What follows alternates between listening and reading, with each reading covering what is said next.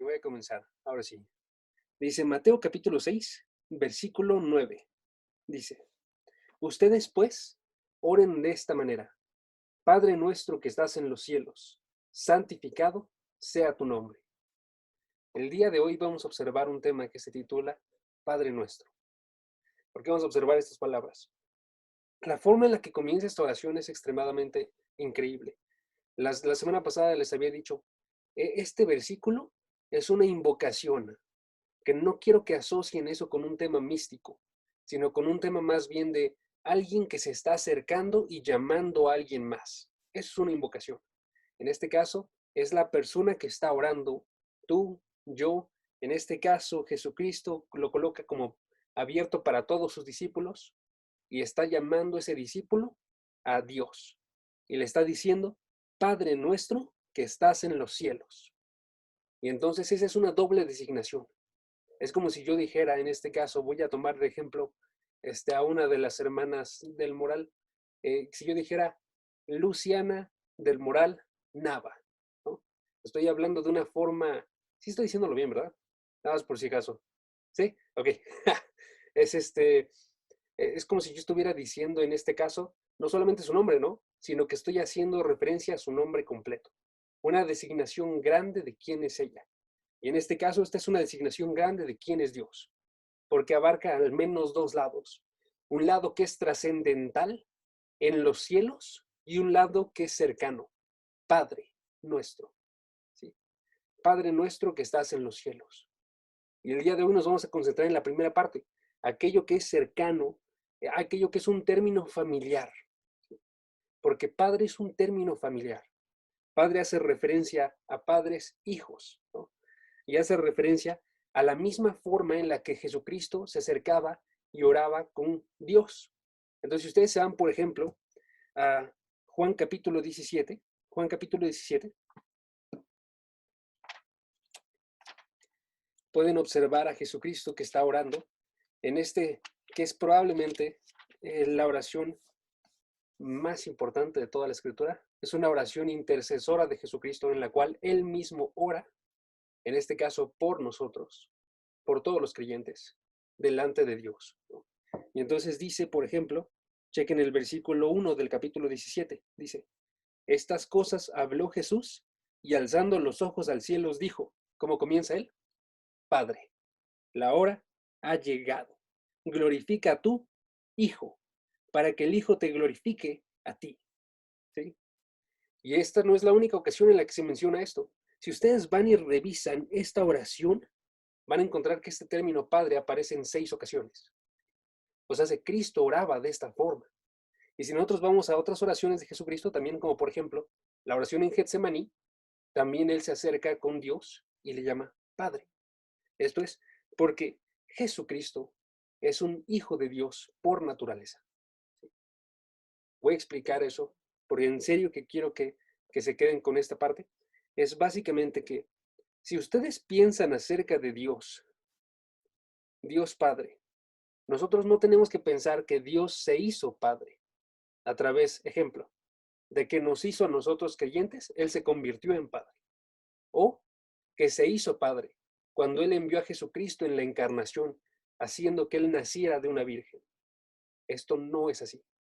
Dios tiene en su naturaleza el ser Padre. Y Jesucristo tiene en su naturaleza ser el Hijo. ¿Sí? O sea, esto ha sido algo que ha estado desde la eternidad.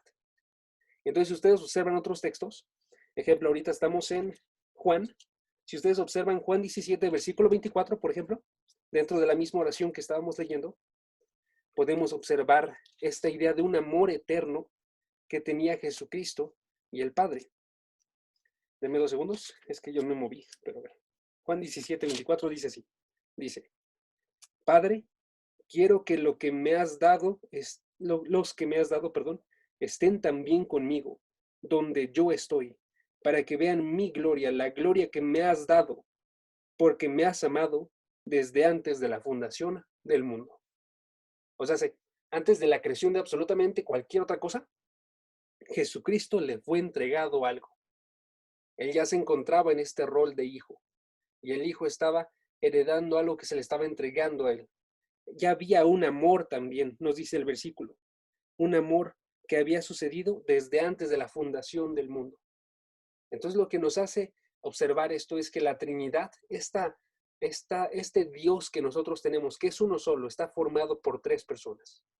Y en esas personas se encuentra Dios Padre y Dios Hijo, y ellos tienen una relación Padre-Hijo desde la eternidad. Y es extremadamente importante. De modo que también, si vamos nosotros a probablemente el versículo más famoso de toda la historia, no lo busquen, pero se lo saben algunos, Juan 3:16, es: de tal manera amó Dios al mundo que envió a su Hijo unigénito, a su Hijo único. Él lo envió, siendo su Hijo, lo mandó. Y en eso nos muestra el gran amor de Dios. ¿Sí? En su naturaleza está el ser Hijo y en su naturaleza está el ser Padre. Entonces, este término, hijos, amigos, no implica solamente el hecho de ser creados. Hay una cierta forma en la que implica esto, pero no quiero meterme en eso porque voy a complicar las cosas más. Pues vamos a dejarlo hasta ahorita de este término hijo padre, es primeramente por el Hijo Jesucristo. ¿Ok? Y eso nos tiene que hacer preguntarnos a nosotros.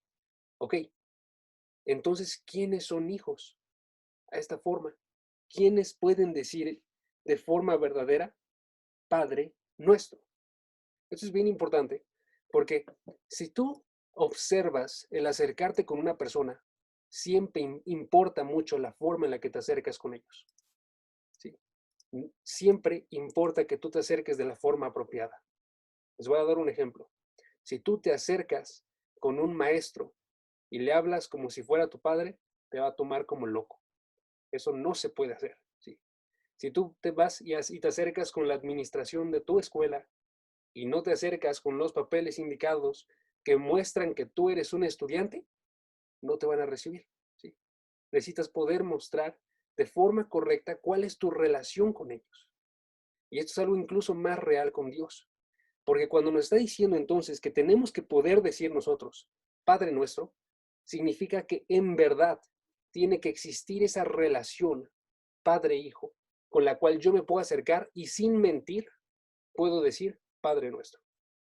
Eso es muy importante porque no todos son hijos de Dios. Y eso es una verdad que tenemos que entender todos y que nos tiene que motivar a predicar la palabra de Dios. No todos somos hijos de Dios. ¿Sí? Porque lo que se asume dentro del mundo ahorita es que todos por naturaleza somos hijos de Dios. Pero eso es una mentira. Si nosotros nos vamos, por ejemplo, a Efesios capítulo 2, versículo 2 y versículo 3, podemos observar que se nos designa de dos formas en relación a ser hijos, pero ninguna de esas es en relación a Dios. Efesios capítulo 2, versículo 2, por ejemplo, nada más cito la sección, voy a leer un poquito antes para que lo encuentren. Dice, en este caso, Efesios capítulo 2, versículo 2. El espíritu que ahora opera en los hijos de desobediencia. Eso es, todos los que no son creyentes, que tienen un espíritu satánico, que tienen un espíritu demoníaco, porque no son creyentes, no por otra razón, ellos son hijos de desobediencia. O versículo 3, dice el versículo 3, éramos por naturaleza hijos de ira. Entonces también nos sitúa como si fuéramos nacidos de la misma ira. Y si ustedes checan también Juan capítulo 8, se puede ver esta designación como Jesucristo diciéndole en este caso a los fariseos, pero tómenlo para todos los creyentes. Él les dice, ustedes son de vuestro padre, el diablo. Hay una relación de hijos y padres que está separada de Dios y está más bien en relación con la maldad. Y tenemos que darnos cuenta entonces que tiene que suceder una acción que nosotros llamamos adopción para que podamos nosotros formar parte de la familia de Dios. Entonces, esta adopción sucede, por ejemplo, en versículos como Juan 1:12 y Gálatas 4:4. Juan 1:12, se los leo, Gálatas 4:4, ese búsquenlo por favor, Gálatas 4:4 y 5. Leo Juan 1:12 que dice, pero a los que le recibieron, Los que creen de acuerdo a su nombre, Él les dio la potestad de ser llamados hijos de Dios. ¿Sí? Está diciendo, este derecho de ser llamados hijos de Dios no viene de nacimiento, sino solamente se entrega a gente que cumple algo, dice el versículo, a los que le recibieron, los que creyeron en su nombre. Para poder ser llamados hijos de Dios, primeramente tiene que existir este recibir a Jesucristo y llamarle, creer, en su nombre. Esa es la forma en la cual llegamos a ser hijos de Dios. Y por eso, esta es la primera zona de lo que se requiere para ser hijos de Dios. Primeramente, necesitamos creer, recibir a Jesucristo en fe. ¿Ok? Y digo que noten eso porque esa es una de las dos cosas que necesitamos. Esa es una. La otra es la que viene en Gálatas capítulo 4. Gálatas capítulo 4, versículo 4. Okay, voy a leerlo, voy a saltarme una sección, nada más para que estén precavidos, para no tardar tanto. Dice, pero cuando vino la plenitud del tiempo, Dios envió a su Hijo, versículo 5, a fin de que redimiera a los que estaban bajo la ley, para que recibiéramos la adopción de hijos. ¿Cuál era la otra cosa que tenía que suceder? Y mucho más importante, es que Jesucristo tenía que venir, tenía que ser enviado por Dios y venir y, en este caso dice el versículo, redimirnos para que pudiéramos recibir la adopción. Lo que sucede entonces cuando Jesucristo viene es que Jesucristo elimina, podríamos decir nosotros, y paga, limpia y paga por nuestros pecados, de modo que ya no tengamos esa separación con Dios, sino que podamos nosotros formar parte de una relación verdadera con Él. Y también esto, realizarlo al unirnos a Él, que ahorita vamos a observar un poquito mejor. Realizarlo al unirnos a Él. Entonces, hermanos, tenemos que ver al menos dos cosas. Que Jesucristo vino a morir en una cruz para que nosotros pudiéramos tener esta relación padre-hijo como primer requerimiento. Y segundo requerimiento, como que para nosotros tenemos que recibir nosotros a Jesucristo en fe. Para que esto que realizó sea aplicado y sea efectuado en nuestras vidas. Eso es lo que tiene que suceder para que seamos hijos de Dios. Y entonces, si colocáramos un primer punto el día de hoy, les colocaría la siguiente pregunta. ¿Quiénes son los hijos de Dios? ¿Quiénes son los hijos de Dios? Y la respuesta ya la tenemos con estos dos versículos. ¿Quiénes son los hijos de Dios? Son aquellos que recibieron el derecho de hacerse hijos mediante la fe, debido al actuar de Jesucristo en la cruz. Obviamente pueden anotarlo con sus palabras, porque digo, hablé un poquito rápido ahí, pero bueno. Entonces, tenemos que preguntarnos nosotros ahora una segunda pregunta. ¿Ok? Primeramente, ¿quiénes son los hijos de Dios? Les había comentado, los que reciben a Jesucristo y su actuar. Pero alguien dirá entonces, ¿por qué? ¿Por qué no puedo yo ser un hijo de Dios así, nada más, sin tener que creer en Jesucristo? Entonces, ¿qué es lo que hace esto? ¿Por qué Jesucristo coloca, en este caso, este, este intermediario que es Él? ¿Sí? Y la razón no es, y quiero que se lo tomen bien, bien en serio, no es para restringir nosotros quiénes son hijos de Dios. Porque hay gente que piensa que los creyentes cristianos lo que quieren hacer es sacar a las personas del cielo. Y esa nunca va a ser la respuesta. Es más bien porque eso es lo que dice Dios mismo. Y nosotros tenemos que creer en su verdad. Y tenemos que observar entonces cómo es que sucedió esto. La razón por la cual tenemos que creer en Jesucristo y se tiene que estresar de forma grande, que tenemos que, ejemplo, orar en su nombre, tener esta relación en la cual a través de Él nosotros nos acercamos a Dios como Padre, es la siguiente. Es, primeramente, que Él nos da acceso al Padre. ¿Ok? Que Él nos da acceso al Padre. Chequen unos versículos, los voy a leer más bien. Estos no los vamos a revisar, pero se los digo. Juan 14, versículo 6. Ejemplo. Jesucristo diciendo, yo soy el camino, yo soy la verdad, yo soy la vida. Y la siguiente parte es un poquito más explícita. Nadie viene al Padre sino por mí. ¿Sí? Él es el medio de acceso al Padre. Nadie viene al Padre sino por mí. Versículo 13 de Juan 14. Y todo lo que pidan en mi nombre, lo haré, para que el Padre sea glorificado en el Hijo. Se tiene que pedir en el nombre de Jesucristo. Juan 15, versículo 16. Ustedes no me escogieron a mí, sino que yo los escogí a ustedes y los designé para que vayan y den fruto. ¿Qué tiene que suceder aquí? Jesucristo tiene que escoger, ¿no? Para que todo lo que pidan en el Padre, en mi nombre, se los conceda. Y declaro otra vez esta idea, pidan en mi nombre. Un último, Juan 16, versículo 23 al versículo 26. Y ahorita se lo repito. Dice, en aquel día no me preguntarán nada. En verdad les digo que si piden algo al Padre en mi nombre, Él se los dará. ¿Sí? Voy a quedarme hasta ahí, pero se repite esa misma idea de en mi nombre en el versículo 24, 25 y 26. ¿Sí? Los versículos que leí, nada más por si alguien los quiere tener, fueron Juan 14, versículo 6, Juan 14, versículo 13, Juan 14, versículo, perdón, Juan 15, versículo 16, Juan 15, versículo 16, y Juan 16, versículo 23 al 26. ¿Sí? Ok, y tengo que explicar bien esta idea. ¿Por qué Él se vuelve el único medio de acceso al Padre?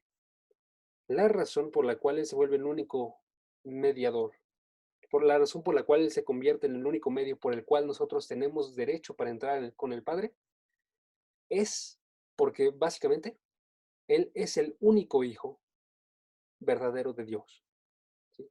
Y lo que sucede con nosotros cuando creemos por la fe y somos adoptados es que nosotros somos unidos a Jesucristo.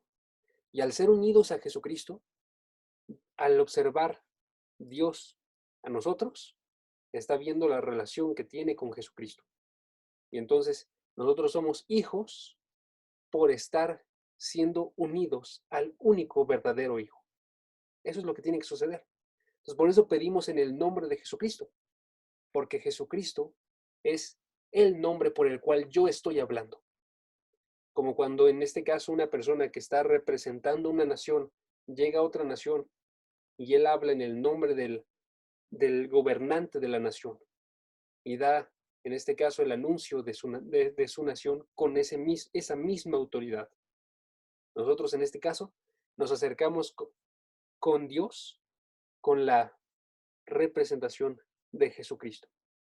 Y entonces Jesucristo es el único intermediario entre Dios y los hombres.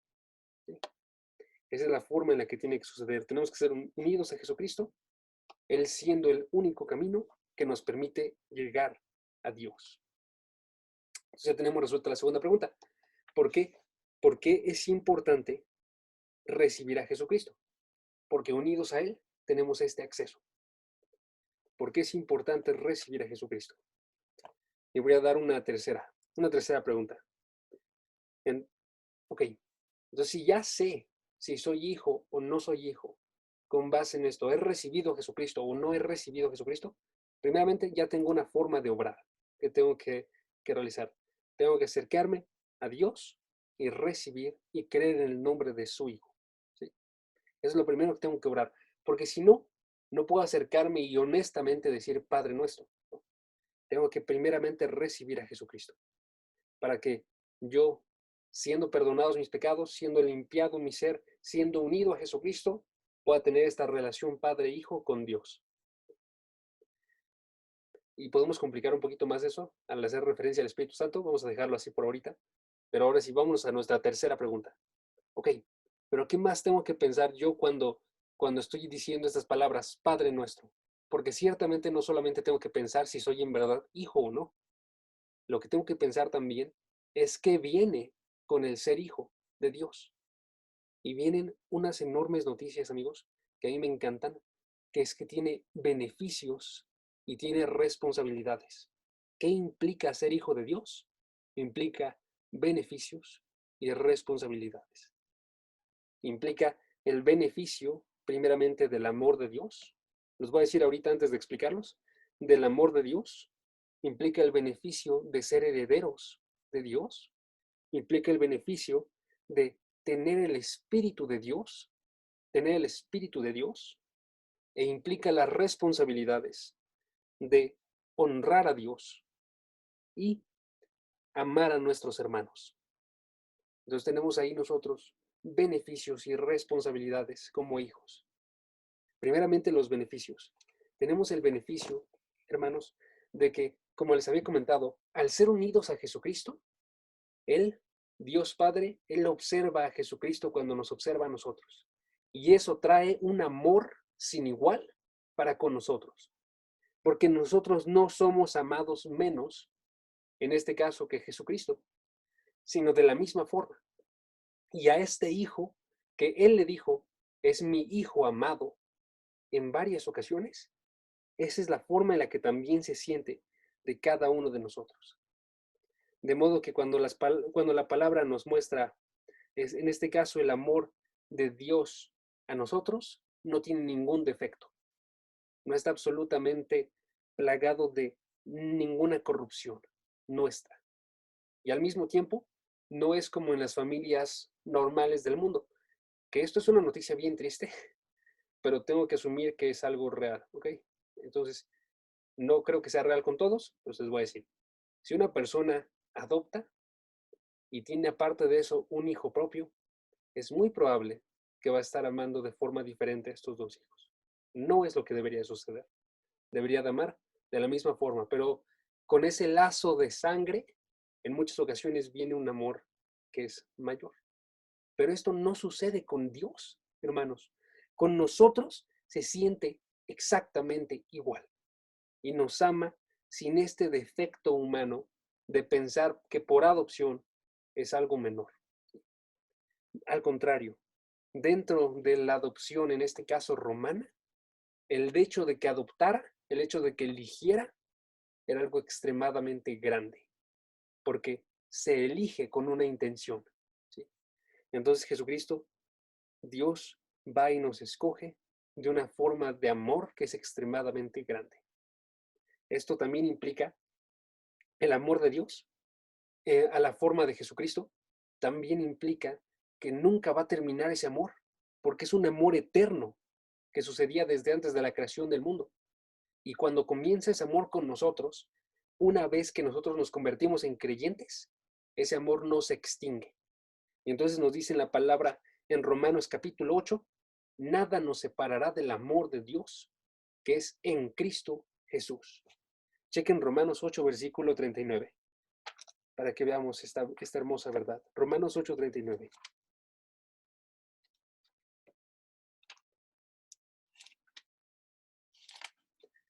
Y vamos a ver por qué tiene una larga lista. Vamos a comenzar desde el versículo 38, pero el enfoque está en el versículo 39, ¿ok? Romanos 8 dice así. Dice, porque estoy convencido, dice Pablo, de que ni la muerte, ni la vida, ni ángeles, ni principados, ni lo presente, ni lo porvenir, ni los poderes, ni lo alto, ni lo profundo, ni ninguna otra cosa creada nos podrá separar del amor de Dios, que es en Cristo Jesús, Señor nuestro. Nótese que ya está lo que ya habíamos hablado. Primeramente, noten el hecho de que está diciéndonos que es en Cristo Jesús. Para que nosotros tengamos ese amor, tenemos que estar en Cristo, ser incorporados a Cristo. Y una vez incorporados a Cristo, nosotros recibimos ese amor, porque ese amor es para Cristo y dirigido a nosotros a través de Él. Entonces el amor es en Cristo Jesús. Nótese también que es cuando Jesucristo es nuestro Señor. Tenemos que ser incorporados nosotros a Jesucristo, como recibiendo a Jesucristo como nuestro Señor. De modo que dice el versículo, en Cristo Jesús, Señor nuestro. ¿Sí? Y notes también que dice que absolutamente nada creado, y entrega una lista larga, Pablo, nada creado podrá separarnos. ¿Qué implica eso? Si está hablando de lo creado, dice, lo creado no podrá separarnos, es porque esto que tenemos nosotros, este amor, es eterno. De modo que al ser eterno, nada de lo que se encuentra en podríamos decir, en esta esfera de lo que es no eterno, de lo que es temporal, puede impactar con ese amor eterno. Y entonces su lista que da es la muerte, la vida, ángeles, principados, lo presente, lo porvenir, los poderes, lo alto, lo profundo, y son las cosas más grandes que puede encontrar Pablo que decir. La muerte no nos puede separar.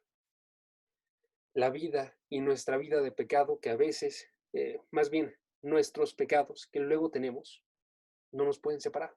¿Sí? Obviamente eso no es motivo para estar pecando, es motivo más bien para estar conscientes de que aún cuando caemos, estamos siendo amados por Dios. Y eso nos tiene que motivar a acercarnos más con Dios. Siguiente que dice, él va y habla acerca de la esfera espiritual, los ángeles, los principados, las potestades, aquellas cosas que se encuentran en un dominio que no vemos, donde están los espíritus, Satanás y los demonios, ellos tampoco nos pueden separar. Entonces tenemos una verdad extremadamente hermosa, que ni la forma en la que obramos nosotros, ni la forma en la que el mundo obra en contra de nosotros, aunque sea para tentarnos, ni la forma en la que obra Satanás y los demonios en contra de nosotros, ninguna de esas cosas nos pueden separar del amor de Dios, porque se encuentra en Cristo Jesús. ¿Ok? Entonces tenemos nosotros esta verdad hermosa del amor de Dios y les voy a dar una implicación más acerca de esto. Nos implica, voy a decir una frase en este caso que, que cita a J.I. Packer en su libro acerca de la oración del Señor, la que estamos viendo nosotros, de hecho. Él dice, esto significa también que la oración del Señor dice que es Él siempre, Dios, Él siempre está más listo para escucharnos de lo que nosotros estamos listos para orar. Implica que Él está más abierto a oírnos de lo que nosotros estamos a acercarnos, dice Él. Y continúa también, eso también implica que está también dispuesto a darnos más de lo que deseamos y más de lo que merecemos. Porque este amor no se encuentra de la forma en la que debería ser con nosotros por nuestros méritos. Y en muchas ocasiones lo menospreciamos y no nos acercamos con Dios de esta forma. Tenemos que ver nosotros que si Dios está dispuesto, tenemos que ir a sus pies. ¿Sí? Voy a leer un versículo más para terminar esta sección del amor.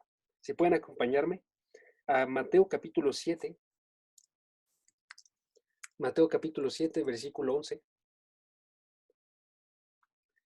Nos da la verdad de que Dios está extremadamente dispuesto a darnos. No quiero que abusemos de esto. Cuando digo darnos, me refiero a darnos de acuerdo a su voluntad, de una voluntad mejor de la que nosotros podemos pensar. Pero tenemos que intentar acercarnos a esa voluntad. Y este es un versículo que nos motiva entonces a orar en peticiones a Dios. Dice el versículo 11, pues si ustedes, siendo malos, saben dar buenas dádivas a sus hijos, cuánto más su Padre que está en los cielos dará cosas buenas a los que le piden. Noten otra vez la forma en la que funciona este versículo. Primero, el versículo se divide en dos partes. Primera parte, los padres malos. Segunda parte, el Padre bueno. Dice el versículo en la primera parte, si ustedes, haciendo referencia a padres que se encontraban en el primer siglo, siendo malos, porque tienen un carácter que se inclina por el pecado, aún así ustedes tienen una relación con sus hijos, en la cual les entregan y dan de forma amplia, generosa con ellos, porque los quieren ver bien, a pesar de que no son creyentes, ¿sí? Aún así, le están entregando bien, dice el versículo. ¿Cuánto más está comparándonos? El Padre que es bueno, el Padre que está en los cielos, va a entregar estas cosas que son buenas, va a entregar al Hijo que lo pide fe, Va a entregar al hijo que lo pide arrepentimiento. Va a entregar al hijo que lo pide sustento. Va a entregar al hijo que lo pide la voluntad para obrar su palabra. Va a entregar al hijo que lo pide el entendimiento correcto de la palabra de Dios. Tendríamos que acercarnos con Dios y observar que como su gran amor es tan grande, podemos acercarnos y pedir ampliamente. Y si notáramos, por ejemplo, también en Lucas capítulo 11, versículo 13, no vayan para allá, pero en Lucas capítulo 11 viene esta misma oración de forma paralela en el Evangelio de Lucas y dice dice de la siguiente forma: si ustedes siendo malos saben dar buenas dádivas a sus hijos, cuánto más su Padre Celestial dará el Espíritu Santo a los que se los pidan. Y nos da también, en este caso, una cosa que tenemos que pedir, ¿no? Cuando llegamos a Jesucristo, tenemos que pedir el Espíritu Santo para que se nos sea dado. Y en general en nuestra vida diaria, tenemos que estar pidiendo por el actuar también del Espíritu Santo, para que nos ayude en la lectura, para que nos ayude en el actuar de nuestra vida, para que nos guíe de una forma constante.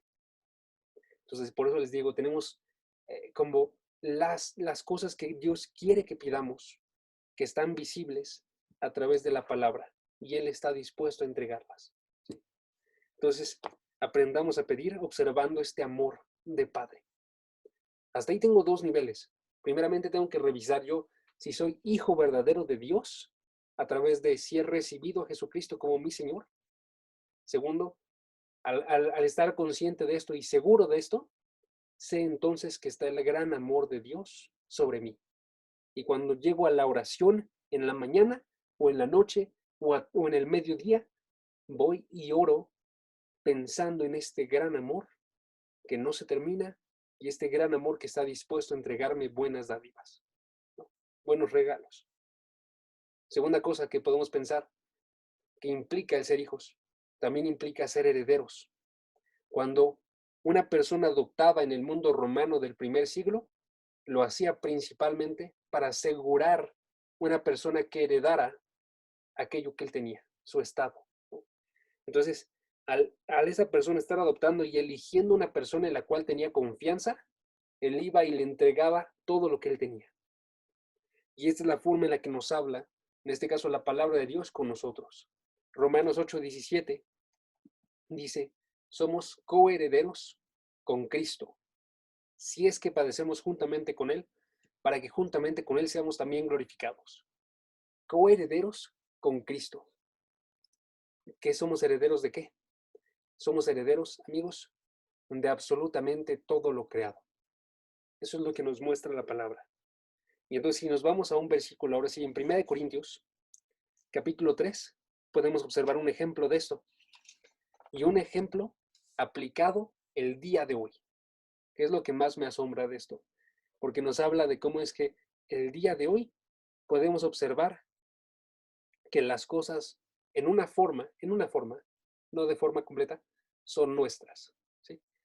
1 Corintios capítulo 3, versículo 21 al 23.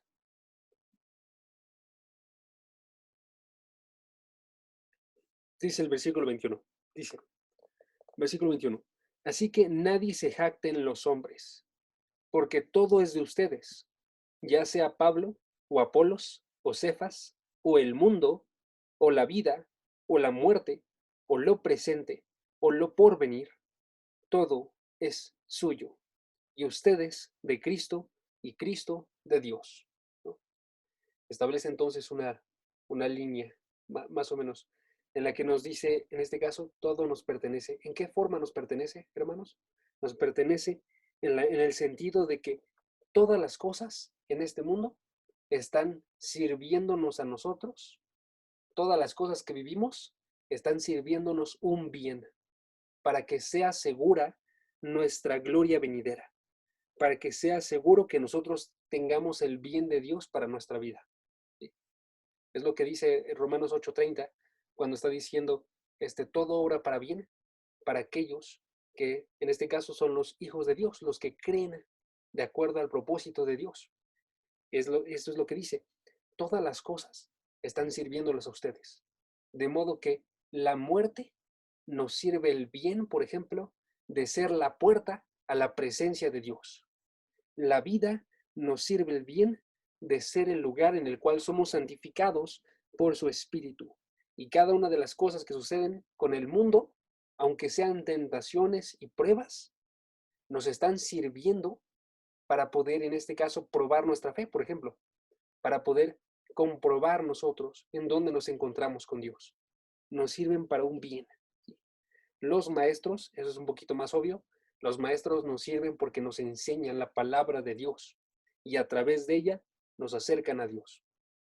Entonces tenemos que, siendo herederos nosotros de Dios, podemos entonces estar seguros el día de hoy y estar seguros del día de mañana. El día de mañana esa herencia va a ser concretada de forma grande, porque en ese momento sí vamos a ser herederos en un sentido pleno de absolutamente todo. Pero en este momento no es algo pequeño, ¿sí? Somos más afortunados que millonarios con lo que tenemos, ¿sí? Y tenemos que pensar de esa forma. Tercera cosa que tenemos como beneficio de ser hijos de Dios. Tercer beneficio, pequeña nota, hay muchos más beneficios. Yo estoy limitando un poco esto. Tercer beneficio es que hemos recibido o tenemos el Espíritu de Dios, ¿sí? Tenemos el Espíritu de Dios en nosotros. Y básicamente eso es lo que implica. Cuando somos nosotros hijos de Dios, es porque nosotros hemos nacido de su Espíritu. Entonces, si observamos nosotros Juan capítulo 1, versículo 12, nos muestra esta verdad, primeramente haciendo referencia a que nacemos de Dios. Juan capítulo 1, versículo 12, dice de la siguiente forma, dice, pero a todos los que lo recibieron les dio el derecho de llegar a ser hijos de Dios, es decir, a los que creen en su nombre. Versículo 13, que no nacieron de sangre, ni de voluntad de carne, sino de la voluntad, ni de la voluntad del hombre, perdón, me salté una frase, sino de Dios. O sea, los que reciben es porque nacieron de Dios, primeramente, ¿sí? Si nosotros seguimos observando el Evangelio de Juan, veríamos que ese nacer de Dios significa nacer del Espíritu. Juan capítulo 3, versículo 6, ¿no? Nacer del Espíritu. Lo que implica esto entonces es que nosotros como hijos recibimos el Espíritu actúa en nuestro ser para que nosotros recibamos la obra de Jesucristo, para que nosotros recibamos este derecho de ser llamados hijos de Dios. Es una figura extremadamente hermosa, primero porque inicia nuestra vida espiritual. Inicia con nuestra vida como creyentes, cuando el Espíritu entra en nosotros y clama a Dios, Padre.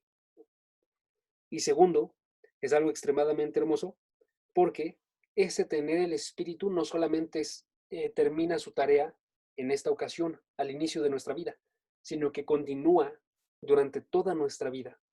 Y el Espíritu entonces nos muestra la palabra, nos enseña a orar. Este Espíritu nos da un deseo para orar, nos da nuestro arrepentimiento.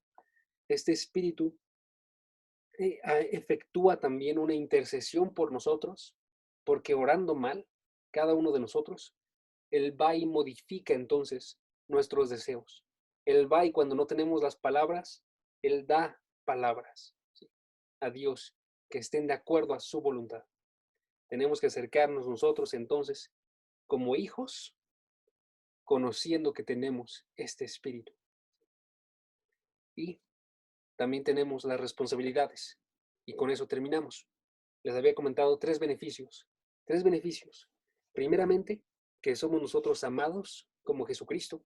Segundo, que nosotros somos herederos o coherederos de todo. Y tercero, que nosotros tenemos el Espíritu de Dios en nosotros, ¿sí? Y los beneficios son los siguientes. Primer beneficio, debemos honrar a Dios, nuestro Padre. Primer beneficio, Tenemos que pensar también en esto. Cuando yo me acerco a Dios como mi Padre, me tengo que acercar, en este caso, como un hijo que honra a ese Padre. Un hijo que observa como Jesucristo, que es el verdadero hijo, que absolutamente toda su vida es cumplir la voluntad de Dios, es glorificar a Dios, que él tiene que estar siendo obediente a Dios y cumplir su voluntad. Les voy a dar unas escrituras. En este caso, si pueden, acompáñenme a Mateo capítulo 26, 39, pero voy a leer otras yo. Mateo 26, 39. Y las voy a anotar para que no esté difícil que se las diga. Voy a leer Juan 4, 34, Juan 14, 31, Juan 17, versículo 4 y luego Mateo. ¿Va? Esto es bien importante porque este es Jesucristo.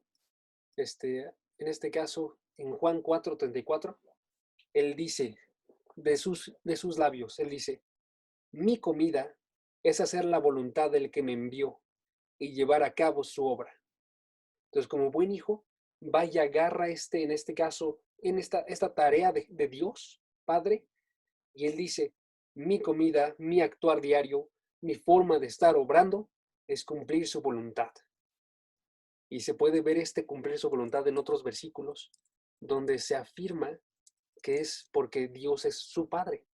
Entonces en Juan 14, versículo 31 dice, pero para que el mundo sepa que yo amo al Padre y como el Padre me mandó, así hago. Él cumple su voluntad para que el mundo sepa que Él ama al Padre y que el Padre lo mandó. O Juan 17, versículo 4, que dice, yo te glorifiqué en la tierra, habiendo terminado la obra que me diste que hiciera. Entonces él, al final de su vida, cuando está a punto de ser llevado a su ejecución, cuando estaba orando, él estaba orando en este caso, yo te he glorificado y he realizado la obra que tú me diste. En este caso, de predicar la palabra de Dios, su palabra. Y en Mateo 26, 39, ocurre algo muy similar. El versículo que les di, Mateo 26, 39, es la oración de Getsemaní. Y entonces la forma en la que obra Jesucristo es, quiero adherirme a tu voluntad, dice. Versículo 39, y adelantándose un poco, cayó sobre su rostro, orando y diciendo, Padre mío, si es posible que pase de mí esta copa, pero no sea como yo quiero, sino como tú quieres. ¿No? Está obrando en este caso Jesucristo, hablándole al Padre en oración y está intentando, en este caso de forma efectiva, eh, unir su voluntad a la voluntad de Dios Padre. Y esa es la forma en la que tenemos que acercarnos nosotros. Si yo sé que soy hijo de Dios, me acerco con búsqueda de cumplir la voluntad de Dios. Y por eso son las peticiones que continúan después. Las peticiones de santificado sea tu nombre, con la que termina este versículo 9. Las peticiones de por el reino de Dios, por la voluntad de Dios, por el nombre de Dios. Todo es acerca de cumplir honor al Padre. Y el segundo beneficio, la segunda responsabilidad, una disculpa, la segunda responsabilidad es el amor que tenemos que tener a los hermanos. Porque si somos hijos de Dios, y es algo que yo soy, y es algo que Meni, Chris y Lu son, que es Clau y Dani, Ángel, eh, todos los demás, son muchos, entonces ahorita no voy a poder decir los nombres, pero si todos somos hijos de Dios, eso significa que somos hermanos y que tenemos que actuar de esta forma, ¿sí? En constante intercesión. Y eso nada más quiero probárselos desde la oración del Señor. La oración que estábamos leyendo al inicio, en Mateo capítulo 6, miren la forma en la que habla. Dice, por ejemplo, versículo 9, Padre nuestro. Estoy hablando desde un sentido plural. Es nuestro Padre. ¿Sí? Versículo, de unos segundos, versículo, sí, aquí está. Okay. Versículo 11. danos hoy el pan. Eso es plural también. Quiero que nos des a todos nosotros el pan. Versículo 12, perdónanos nuestras deudas, a todos nosotros. Versículo 13, no nos dejes caer en tentación. ¿Sí? Está sumido dentro de esta oración que no solamente voy a orar yo por mí de forma individual, sino que voy a estar orando yo, en este caso, por los demás hermanos. Que no sea solamente yo, en este caso, el Hijo de Dios, sino todos los que son creyentes son hijos de Dios y tenemos la responsabilidad de orar unos por otros. ¿Ok? Entonces, ¿qué hemos visto hasta ahorita? Básicamente hemos visto que esta relación padre-hijo se sostiene sobre fe en Jesucristo y en su obra. Se sostiene sobre una confianza que nosotros tenemos con Dios como hijos, porque podemos acercarnos confiadamente. Se sostiene sobre una dependencia con el Espíritu Santo que nos ayude en la oración a observarnos a nosotros mismos como hijos, ¿sí? Y esto tiene que formar parte de absolutamente cada una de nuestras oraciones. Ahora, esto no significa que cada vez tenemos que recordar nosotros todo esto. Sí significa que tenemos que tener presente esta idea de forma constante con nosotros, de modo que sea una realidad en nuestros corazones, ¿sí? La forma en la que sucede la transformación de la palabra no es que observando nuestras notas vamos a actuar nosotros bien. Puede suceder, ¿sí? Pero es más bien que al estar observando la palabra nosotros y comprendiendo las realidades que vienen dentro de esta palabra, nuestro corazón es transformado. Y donde no lo es por eso que volvemos a observar esta palabra. Y cada día estamos buscando observarla en búsqueda de esta transformación y preparación de nuestros corazones. Es lo que tenemos que hacer. Si queremos en verdad acercarnos en una oración sincera a Dios como hijos, tenemos que acercarnos a esta realidad de ser hijos de Dios de forma constante cada día y levantar nuestros corazones en búsqueda de que sean cambiados. Y entonces oramos nosotros en necesidad, en agradecimiento, en alegría, en todo esto por ser hijos de Dios. Nótese, estas palabras resumen lo que habíamos pasado, lo que vimos en esta hora.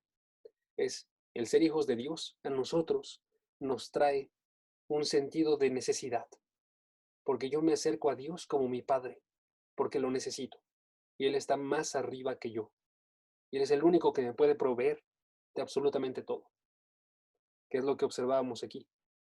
Él nos ama, ¿sí? Él nos hace herederos, Él nos provee de su espíritu, nos acercamos en dependencia, nos acercamos en gratitud, porque estos recibimientos de parte de Dios no los merecemos, amigos. Ninguno de nosotros los merece. Y nos acercamos en alegría entonces, porque a pesar de que merecíamos no solamente eh, algo malo, sino lo peor, recibimos lo mejor. Entonces termino con 3 conclusiones para el día de hoy.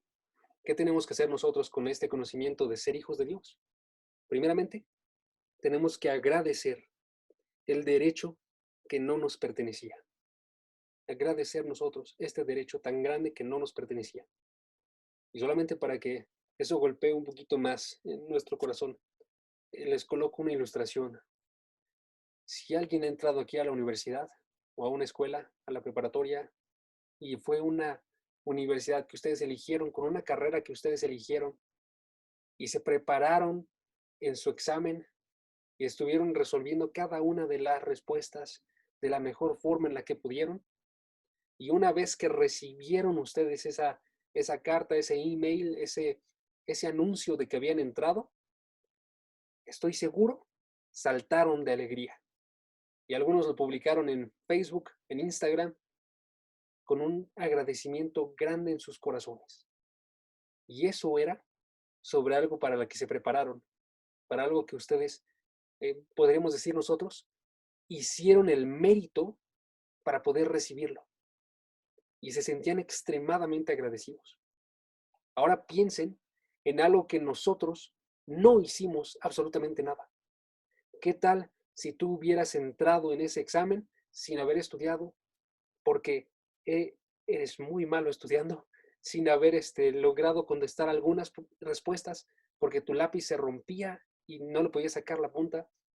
No merecías absolutamente entrar en esta universidad y de repente vas y recibes este anuncio tan grande de, hermano, te escriben en la carta, quizás no hermano, postulante, no pasaste el examen, pero aún así te quiero dejar entrar.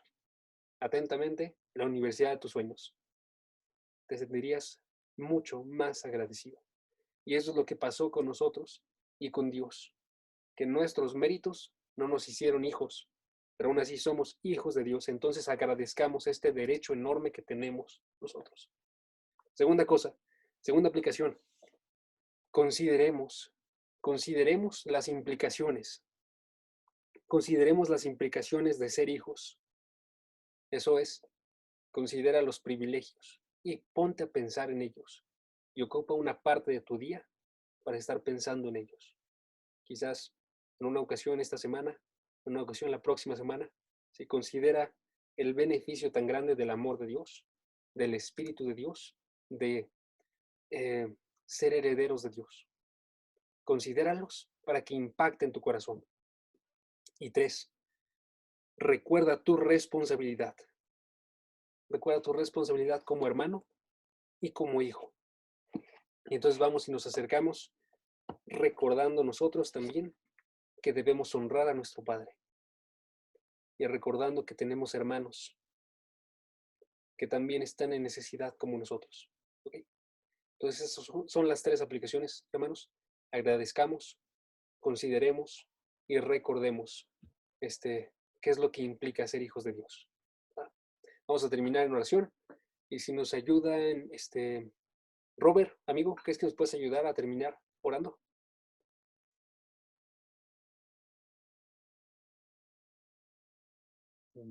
Oye, es que estoy acá afuera sacando la basura. No te preocupes, amigo. Si quieres, entonces, Cris, amiga, ¿nos ayudas a terminar orando? Sí, claro que sí. Señor, te damos gracias por que eso nos permite una vez más conectarnos y por darnos este privilegio de poder escuchar tu palabra, de poder aprender más de ti, de poder aprender más de la oración. Te pedimos que nos hagas de verdad estar agradecidos, apreciar este privilegio de tus hijos, de poder acercarnos a ti por medio de Jesús. Haznos sentir de que nos es tan feliz estar verdaderamente de lo que creemos y de ti, Señor. Gracias por la vida, por todas las palabras que nos has usado en las personas que toman su corazón y conectarse, Señor. Gracias por este día. Amén. Amén.